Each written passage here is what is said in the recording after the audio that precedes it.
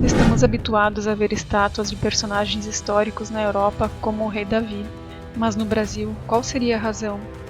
Está relacionada à nossa verdadeira história, porque a descoberta do Brasil no ano de 1500 foi uma mentira.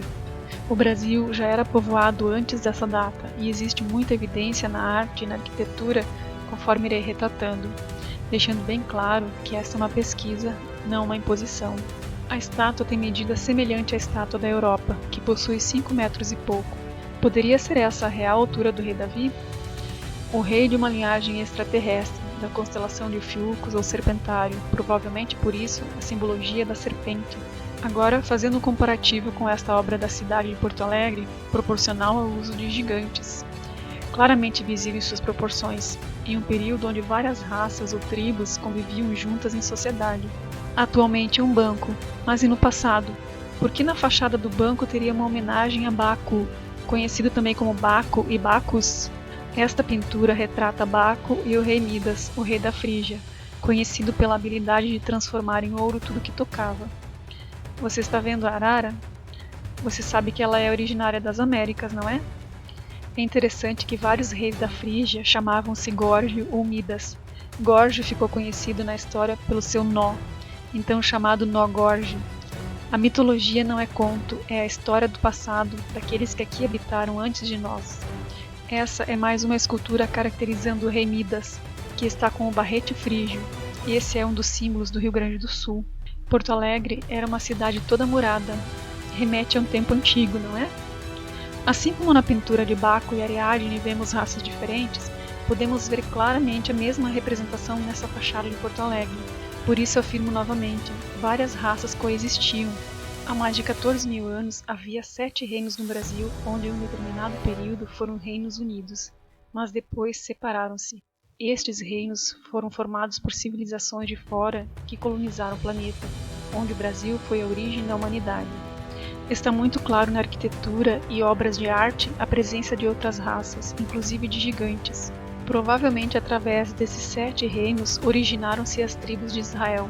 Os filisteus viviam na terra de Canaã, junto ao Mediterrâneo, descendentes de Misraim, filho de Cã.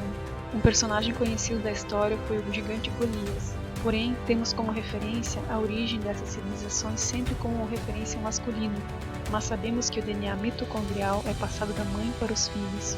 Há teorias que os filisteus se originaram entre os povos do mar, provavelmente os povos das águas, ou o reino das águas, aquele que ensinou a metalurgia para a população e foram os primeiros a manipular a genética.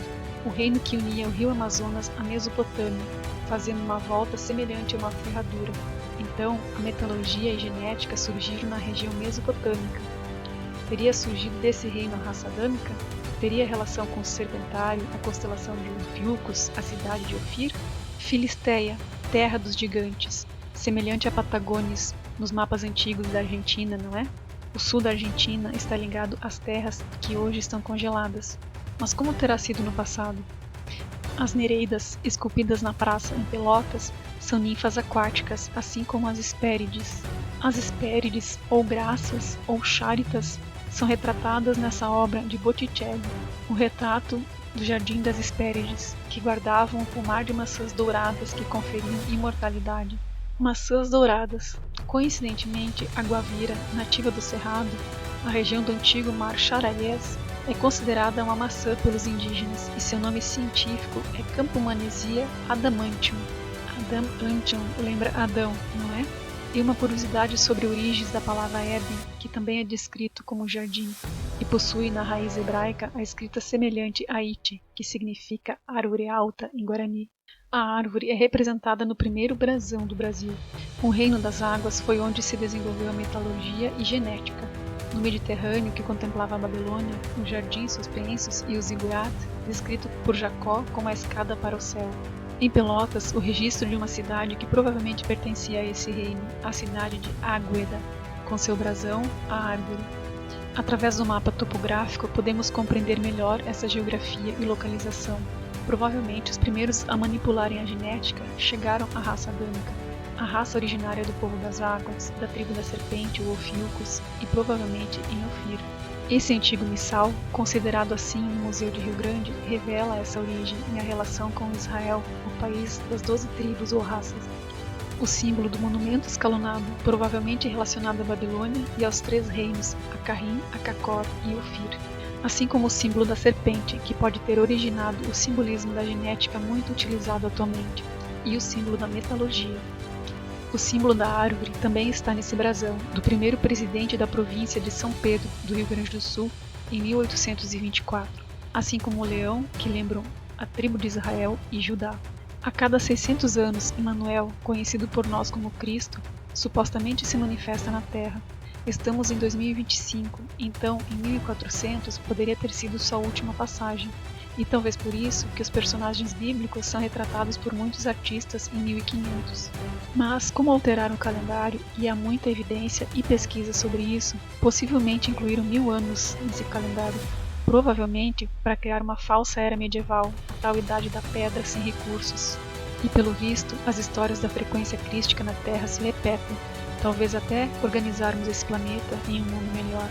Mas voltando ao Reino das Águas, o mapa antigo identifica Paraquaria, ou seria Par-Aquária, porque o termo pars, ao meu ver, é muito utilizado em relação a regiões, áreas ou partes, o que faz todo sentido em relação a Par-Aquária, um lugar de águas, e é bem provável que esse nome tenha relação com a erva mate, que tem o nome científico Ilex paraquariensis. Então, esse local existiu.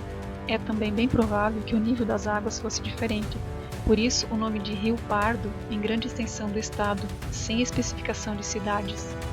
Considerando o nível das águas diferente, devido ao ciclo natural de alteração dos polos da Terra, também é provável que pudesse haver ligação entre a costa brasileira e o Oriente, unindo tanto a Europa como a África, e dessa maneira as terras consideradas de Israel poderiam ser maiores e por isso existe estátua do rei Davi no Brasil e em outros lugares. Assim como há evidência da existência de Atlântida em Porto Alegre, no Rio Grande do Sul. Os personagens do passado deixaram sua marca, seu registro, através da arquitetura e arte. Por isso vemos muitas esculturas dessas civilizações deixadas por eles mesmos. Esta é uma pesquisa baseada em evidências e algumas deduções podem ser alteradas conforme o avanço dos estudos. Se gostou, agradeço pelo like.